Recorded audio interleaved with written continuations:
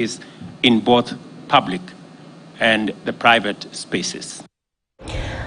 Moving on, Nairobi Governor Johnson Sakaja has launched the preparations for the Nairobi Festival's second edition that will run from December 11th to December 16th this year. The event aims at celebrating the rich Nairobi urban culture in music, food and visual arts. Let's listen in to his sentiments, which he shared earlier on.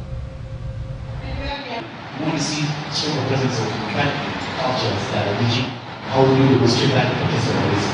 Well, allow space, another space, and we want.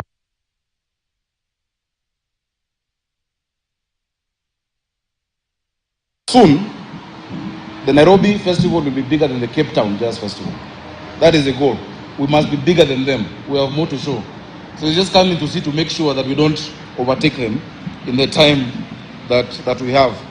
I'm very proud of my team and partners because since last year, because last year was the first time people said we can't do it. And we said we must do it. Lazima iwak. We said we will do it in 8 weeks. We put together the biggest festival done by Nairobi, I think, in many years. We had more than, I think, 100 and something thousand people. Traders came and showcased their goods, and it was done in such a short time with short notice. Waziri Nyalita, this year must be double. It must be better, it must be bigger. With more than 40,000 people per day, for 6 days, more than 200,000 attendees, more than 200 vendors, it's your oyster. It's for you to determine the best value you can do from it.